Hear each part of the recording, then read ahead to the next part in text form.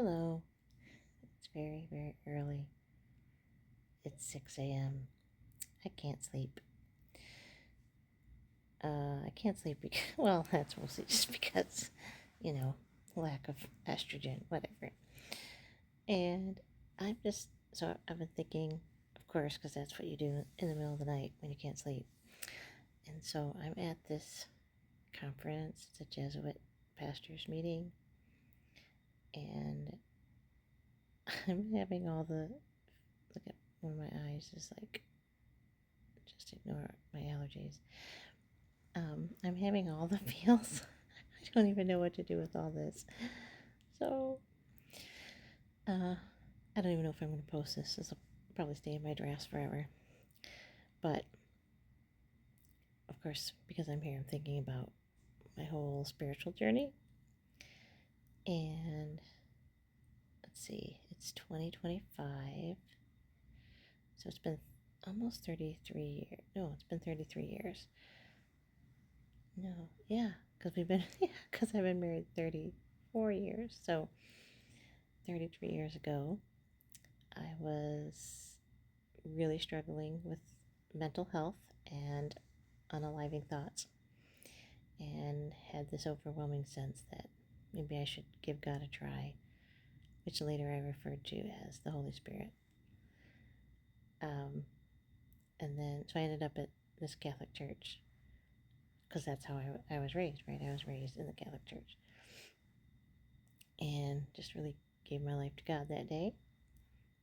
And I remember coming home, and it was 4th of July weekend, and so my husband was gone because he rodeoed at that time, which is another TikTok for another day. And I put on a pot of coffee, and my brother-in-law and sister-in-law had given us a Bible, the 1984 New International Version. It wasn't 1984, but it was that edition. I have to make that clarification because there is a new International Version. And anybody who reads the NIV knows exactly what I'm talking about because the language changed. So if you memorized verses in the 1984 version, they changed. Anyway, my mom had just done a Bible study in the Gospel of John, and she was Catholic too. Um, so anyway, I got out the Bible and started reading in the Gospel of John. In the beginning was the Word, and the Word was with God, and the Word was God. And then verse 14, we have seen his glory. The glory of the one and only comes from the Father, full of grace and truth.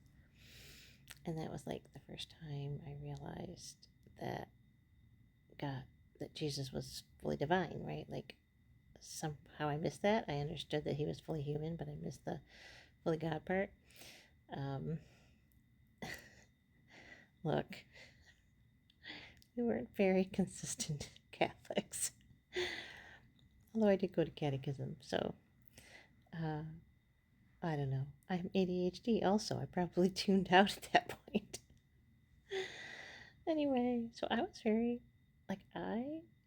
it was a major spiritual awakening, right? Like I went from really never going to church ever to always going to church, and it was like it stayed like that for like the next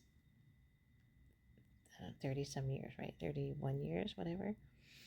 And I mean, I it's been a while, so I haven't really thought about this, but like I taught catechism when I was pregnant with my firstborn, 2nd grade of all things. And I was like, I read through the Bible, like 80% of the Bible in 10 months. I skipped the genealogy parts and the gross parts of Leviticus. And like I was reading Augustine's Confessions, and Thomas à Kempis, Imitation of God, and Brother Lawrence, Practicing the Presence of God, and St. John of the Cross, Dark Night of the Soul. Like, this is what I was reading the first, like, couple of years after my spiritual awakening. And I was in the Catholic Church for, like, 4 years. And honestly, there was nothing, like, I didn't leave because I had bad feelings about the Catholic Church. It's just that my husband wanted to go to church too. Like, I really wanted us to go as a family, and he had baggage. So we ended up at this Nazarene church. And,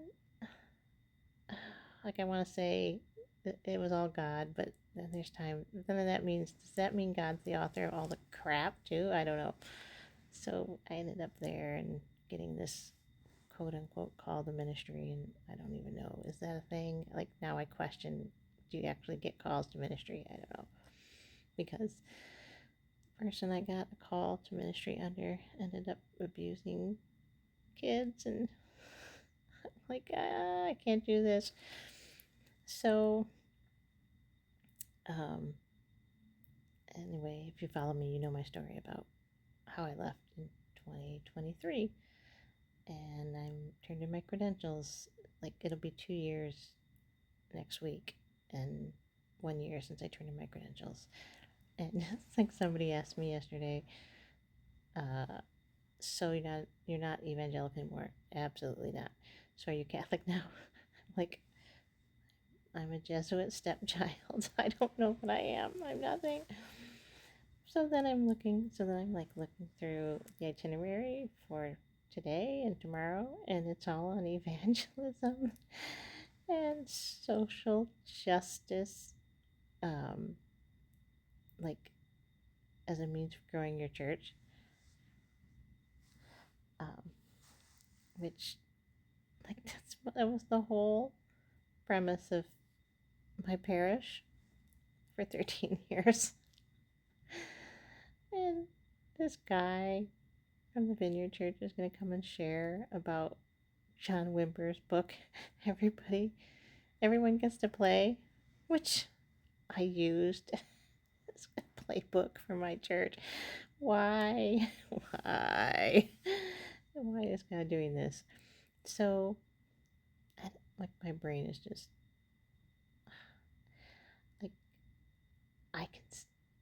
I'm afraid to start talking the talk, because what happens next? Anyway, I don't know. I'm just having, like, this outer body experience. And all these people are awesome, and they're like, I don't know, I sit back and I'm like, I don't think they know what to do with this former evangelical Nazarene pastor. And I'm like, it's okay, I don't know what to do with me either. So anyway, I'm going to this day 2. This is what we're going to talk about, and I've got 3 hours sleep. So I don't know if I post this before the conference is over. I guess pray for me. Otherwise, we'll just have to wait and see if there's ever a follow-up. That's what I have to say today.